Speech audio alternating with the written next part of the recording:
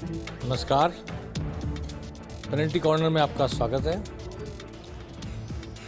मंत्रिमंडल तो बन गया, पर विभागों का वितरण अभी तक नहीं हुआ। सबको इंतजार है। नए मंत्रियों के विभाग बंटे और नए कांग्रेस का नेता प्रतिपक्ष का नाम ऐलान हुआ। ऐसा माना जा रहा है कि दोनों ही काम 5 जनवरी को श्रीकरणपुर में मतदान समाप्त होने के बाद होंगे। क्यों, इसका तो कोई कारण मैं समझता नहीं हूं, लेकिन सुरेंद्र सिंह टीटी को चूंकि मंत्री बना दिया गया है, इसलिए उन्हें क्या विभाग मिलेगा इसका असर कहीं मतदान पर ना पड़े, इसलिए असर सिर्फ मंत्री बनाने का रहे, उनके विभाग का ना रहे, ऐसी भी एक बात हो सकती है। पर फिलहाल ये माना जा रहा है कि 5 जनवरी को मतदान होने के बाद ही विभागों का वितरण होगा। आज श्रीकरणपुर में चुनाव का प्रचार थम गया। 5 जनवरी को मतदान है, 8 जनवरी को नतीजे आएंगे, क्योंकि 48 घंटे पहले चुनाव प्रचार खत्म हो जाता है, समाप्त कर दिया जाता है मतदान की समाप्ति की, इसलिए आज शाम को बंद कर दिया गया। लेकिन दोनों पार्टियों ने, भाजपा और कांग्रेस ने पूरी ताकत लगा दी। पूरी ताकत मतलब पूरी ताकत। प्रदेश अध्यक्ष सीपी जोशी गली गली घूमे सुरेंद्र सिंह टीटी के साथ, देख लिया आप किस तरह। राजेंद्र राठौड़ तो वहाँ डेरा लगाकर बैठे हैं, जीत कर ही आएंगे। CR चौधरी वहाँ बैठे हैं, सुमित गोदारा वहाँ चले गए, जोराराम कुमावत चले गए, जिस भी जाति के, मंजू बागमार चली गई, जिस भी मंत्री की जाति के वोटर हैं वहाँ पे, कुमावत हैं तो कुमावत चले गए, जाट हैं तो सुमित गोदारा चले गए, खर्रा चले गए, झाबरमल, ऐसे सब लोगों ने पूरी ताकत लगा दी। मंत्री हैं, कैबिनेट मंत्री जाता है तो असर होता है, प्रदेश अध्यक्ष जाता है, और राजेंद्र राठौड़ तो मंत्री से भी अलग है, ओहदा उनका अलग पोजीशन है। बीजेपी ने इस चुनाव को जीतने में कोई कोर कसर नहीं छोड़ी है। जो ब्रह्मास्त्र था बिना विधायक हुए चुनाव के दौरान ही मंत्री बनाने का, वो भी चल दिया। इसके बावजूद जानकार लोग बताते हैं कि कांग्रेस वहां कड़ी चुनौती दे रही है। सुरेंद्र सिंह टीटी का सामने रुपेंद्र सिंह गुन्नर हैं, जिनके फादर का इंतकाल हुआ। उनके फादर के इंतकाल की वजह से चुनाव टल गया और अब चुनाव हो रहा है। गुरमीत सिंह कुन्नर, तो उनकी एक सहानुभूति लहर तो है ही, और डोटासरा सहित कांग्रेस के सारे दिग्गज भी वहां डेरा डाले बैठे हैं। उन्होंने भी इस चुनाव को जीतने में कोई कसर नहीं छोड़ी। हालांकि इस चुनाव के जीतने से विधानसभा में कोई फर्क नहीं पड़ने वाला है, बहुमत जिसका उसका रहेगा, जो विपक्ष में रहेगा। लेकिन फिर भी भजनलाल सरकार की पहली अग्नि परीक्षा है श्रीकरणपुर का चुनाव, और इसलिए कांग्रेस पूरा जोर लगाकर अपने दमखम को दिखाना चाहती है, ताकि वो 5 साल तक विधानसभा के अंदर भी बाहर भी प्रतिपक्ष के रूप में अपनी भूमिका को रेखांकित कर सके। इंपॉर्टेंट बात यह है कि 2,40,000 मतदाता हैं यहाँ पर, उनमें से 1 लाख मतदाता शेड्यूल कास्ट के हैं। जो भाजपा को सबसे बड़ा धड़का है वो शेड्यूल कास्ट के मतदाता के ऊपर है कि वो ट्रेडिशनली कांग्रेस का मतदाता है, पर क्या इस बार भी कांग्रेस का बना रहेगा जबकि उनकी सरकार आ गई है प्रदेश में। 5 साल उनकी सरकार नहीं है, विकास का काम वो करेंगे, समस्याएं हल वो करेंगे, मंत्री बना दिया उन्होंने। इसके बावजूद वोटर साइलेंट है। 20-25 हज़ार के आसपास जाट हैं, 20-25 हज़ार के आसपास पंजाबी अरोड़ा हैं। आम आदमी पार्टी के मुख्यमंत्री को आज वहाँ आना था पंजाब के, पर कृषि मंत्री आए पंजाब के, और उन्होंने आकर चुनाव प्रचार किया आम आदमी पार्टी के प्रत्याशी का। अब वो आम आदमी पार्टी के प्रत्याशी की क्या पोजीशन रहती है, इस पर बीजेपी का उम्मीदवार की हार जीत निर्भर है। अगर वो ज़्यादा वोट ले गए, ऐसा मेरे को वहाँ के लोगों ने बताया, जानकार लोगों ने जो वहाँ की राजनीति समझते हैं, कि 25,000 के आसपास लोग वोट अगर आम आदमी पार्टी को चले गए तो भाजपा के लिए जीतना मुश्किल होगा, ऐसा वहाँ के जानकार लोग कहते हैं। मैं नहीं कह रहा, जो मैंने सुना आप तक बता दिया। ये देखिए, एक रैली निकाली आम आदमी पार्टी ने आज और प्रचार किया अपने प्रत्याशी के हक में, क्योंकि पंजाब से लगा हुआ इलाका है। काफ़ी बड़ी संख्या में सरदार हैं, सरदार ही लड़ रहे हैं, प्रतिपाल सिंह सिंधु लड़ रहे हैं ये आम आदमी पार्टी की तरफ से। आइए देखते हैं अब 5 तारीख को किधर वोट पड़ेंगे और 8 तारीख को नतीजा क्या आता है। फिलहाल ताकत दोनों तरफ से जोरों से लगा दी गई है। प्रधानमंत्री मोदी 5 जनवरी को जयपुर आ रहे हैं। 5, 6, 7 3 दिन वो जयपुर रहेंगे। 5 तारीख को शाम को 5 बजे बीजेपी कार्यालय जा सकते हैं और बीजेपी कार्यालय में पार्टी के प्रदेश पदाधिकारियों की और विधायकों की बैठक हो सकती है। पूरी संभावना है कि उनको लोकसभा चुनाव का जीत का मंत्र देंगे मोदी और 5 तारीख को वो पार्टी का काम करेंगे।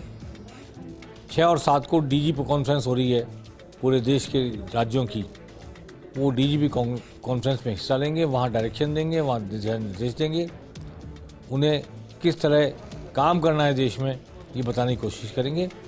लेकिन पहला दिन पॉलिटिकल रखा है, पार्टी के नाम रखा है। विधायक और पार्टी के प्रदेश पदाधिकारी मिलकर उन्हें सुनेंगे, उनको संबोधित करेंगे और गृह मंत्री अमित शाह भी मौजूद रहेंगे इस दौरान, और वो 7 की बजाय 8 तक रह सकते हैं अमित शाह, तो ऐसा सुनने में आ रहा है। डीजीपी कॉन्फ्रेंस की तैयारी बड़ी जोरों से है। ये एक बड़ा ऑर्गेनाइजेशनल चुनौती है। इतने सारे वीआईपी, इन सब की सुरक्षा और इन सब का प्रबंध, और प्रबंध के दौरान इतना सारे वर्कशॉप, कार्यशाला, सबका संचालन। अब बात करते हैं मुख्यमंत्री भजनलाल शर्मा की। आज उन्होंने दौरा किया, सीकर और नागौर गए, जायल भी गए, सीकर भी गए। उन्होंने बोसाना गांव में जाकर उज्ज्वल कार्ड योजना के लाभार्थियों से बातचीत की।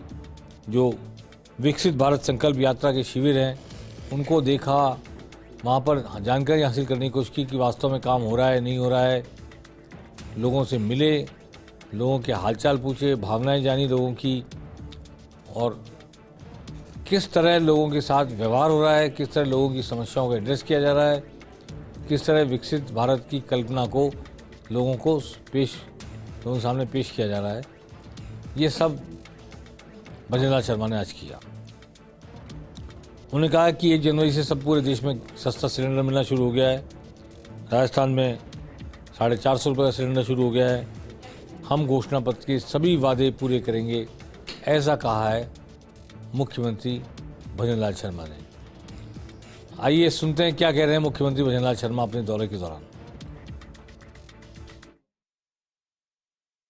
आज ख्याला के जायल में विकसित भारत संकल्प शिविर में आप सभी पधारे, आप सभी का मैं स्वागत करता हूं। यह माननीय नरेंद्र मोदी जी का यह वो प्रोजेक्ट है जो पंडित दीनदयाल उपाध्याय जी के अंत्योदय से प्रारंभ हुआ है, और यशस्वी प्रधानमंत्री जी इस अंत्योदय के प्रण को आगे बढ़ाते हुए पंडित दीनदयाल उपाध्याय जी ने कहा था कि गांव के अंतिम छोर पर खड़ा हुआ व्यक्ति अगर उसको सरकारी योजनाओं का अगर लाभ नहीं मिले तो कोई मतलब नहीं है। उसी प्रण को माननीय यशस्वी प्रधानमंत्री जी पूरा कर रहे हैं। आपने देखा होगा कई सरकारें आई थी 2014 से पहले, उन्होंने गरीबी के नाम पर वोट मांगे थे, गरीबी हटाओ का नारा भी दिया था, लेकिन अगर गरीबी का सपना अगर साकार किया है तो देश के यशस्वी प्रधानमंत्री नरेंद्र मोदी जी ने किया है। सांसद सुमेरानंद भी उनके साथ रहे। आप देख रहे थे अभी कि उस वक्त सीकर के दौरे में सीकर के सांसद सुमेरानंद भी उनके साथ थे। उनके लिए भी चुनाव सामने है, परीक्षा की घड़ी है। लोकसभा चुनाव, हालांकि विधानसभा चुनाव जीत चुकी है बीजेपी, लेकिन सीकर की सीटें ऐसी है विधानसभा की, यहाँ प्रॉपर सीकर में कांग्रेस जीती है, यहाँ फतेहपुर शेखावटी में कांग्रेस जीती है, लक्ष्मणगढ़ में कांग्रेस जीती है, और दाता रामगढ़ में कांग्रेस जीती है, तो कांग्रेस का अच्छा स्कोर है सीकर में, अलवर में 2 जगह पर। तो सीकर संसदीय क्षेत्र में सुमेधानंद जी के लिए बड़ी चुनौती है लोकसभा चुनाव, और उनके लिए मुख्यमंत्री की ये यात्रा एक वातावरण बनाने का काम करेगी, ऐसा माना जा रहा है। अब मैं बात करना चाहता हूं, एक तो चुनाव आयोग 7 जनवरी से दौरा शुरू कर रहा है, राजस्थान का नहीं पूरे देश का। लोकसभा चुनाव की तैयारियों के सिलसिले में चुनाव आयोग के दल देश के सभी राज्यों में जाएंगे 7 जनवरी से, और 1 हफ्ते में वो पूरा सब कुछ जो व्यवस्थाएं हैं उस संबंधी जानकारी लेकर इकट्ठा करके आएंगे। चुनाव आयोग ने इलेक्शन ड्यूटी के संबंध में लोगों की सूचियां मंगवा ली हैं। ऐसा लग रहा है कि चुनाव आयोग इस बात की तैयारी में है कि राम जन्मभूमि 22 जनवरी को प्राण प्रतिष्ठा के बाद किसी भी समय अगर चुनाव का ऐलान हो जाए तो चुनाव आयोग तैयार रहे, ऐसा लोगों को मानने में आ रहा है। अब वो चुनाव अप्रैल मई में होने वैसे तो, लेकिन जल्दी भी हो जाए तो चुनाव आयोग चुनाव करा सके, तैयारी इस तरह की जा रही है। हालांकि बच्चों की परीक्षा होती है स्कूल की मार्च में, इसलिए ज़्यादातर लोग यही मानते हैं कि अप्रैल में जब ड्यू है चुनाव तभी चुनाव होंगे। लोकसभा के चुनाव से पहले राज्यसभा के चुनाव होने हैं। राजस्थान में 3 सीटें खाली हो रही हैं। कृणाल मीना की सीट वैसे खाली हो गई क्योंकि वो विधानसभा चुनाव जीतने वाले इस्तीफा दे चुके। भूपेंद्र यादव रिटायर हो रहे हैं, 6 साल पूरे हो गए हैं, और मनमोहन सिंह रिटायर हो रहे हैं। वापस 2 सीटें बीजेपी जीत सकती है, 1 सीट कांग्रेस जीत सकती है। मेरा अनुमान है कि भूपेंद्र यादव को अगर लोकसभा चुनाव नहीं लड़ना है अलवर से या महेंद्रगढ़ से, तो वो शायद रिपीट होंगे, और बीजेपी 1 सीट पर को नया प्रत्याशी उतारेगी। कांग्रेस भी नया प्रत्याशी उतार सकती है, जवान प्रत्याशी कंपैरेटिवली, जो 5 साल पार्टी के काम आए, पार्टी के संचालन में सहयोग करे। अब ये आखिरी में चलते चलते देश की बात कर लेते हैं। आज दिन भर ये खबर उड़ती रही कि अशोक गहलोत के यहाँ ईडी का छापा पड़ा है, 2 नेशनल चैनलों में चला दी। अशोक गहलोत के नज़दीकी सूत्रों ने स्पष्ट किया कि पूर्व मुख्यमंत्री अशोक गहलोत के यहाँ कोई छापा नहीं पड़ा है। ये चर्चा और अफवाह इसलिए उड़ी कि हेमंत सोरेन के खिलाफ ईडी की कार्रवाई चल रही है, नोटिस पे नोटिस आ रहे हैं, हेमंत सोरेन पेश नहीं हो रहे। केजरीवाल के सामने ईडी की कार्रवाई की तलवार लटकी हुई है, केजरीवाल ने भी ईडी के सामने जाने से मना कर दिया है। तो क्या ये 2 व्यक्ति मुख्यमंत्री रहते हुए ईडी के द्वारा गिरफ्तार कर लिए जाएंगे, या जैसी चर्चा है कि हेमंत सोरेन की जगह कल्पना सोरेन को या शिबू सोरेन को मुख्यमंत्री बनाया जाए। हालांकि आज विधायक दल की बैठक हुई, हेमंत सोरेन में पूरा विश्वास व्यक्त किया गया, लेकिन एक ऐसे कागज में दस्तखत कराया गया जिस पर नाम मुख्यमंत्री का नहीं लिखा हुआ था, यानी कि नेता का नाम नहीं लिखा हुआ था। सभी विधायकों ने दस्तखत किए। हो सकता है हेमंत सोरेन की गिरफ्तारी और महसूस किया जाए अगर कि नया चीफ मिनिस्टर बनाया जाना चाहिए प्रदेश के संचालन के, तो उस स्थिति में शिबू सोरेन या कल्पना सोरेन कोई चीफ मिनिस्टर बन भी सकते हैं। हालांकि असमंजस का माहौल है। हेमंत सोरेन पेश नहीं हो रहे ईडी के सामने, केजरीवाल पेश नहीं हो रहे ईडी के सामने। केजरीवाल ने ईडी को जवाब भी भेजा है। सुनते हैं, अगर हम सुनवा सके तो केजरीवाल ने क्या जवाब भेजा है। केजरीवाल दिख रहे हैं बोलते हुए, लेकिन हम नहीं सुनवा पा रहे।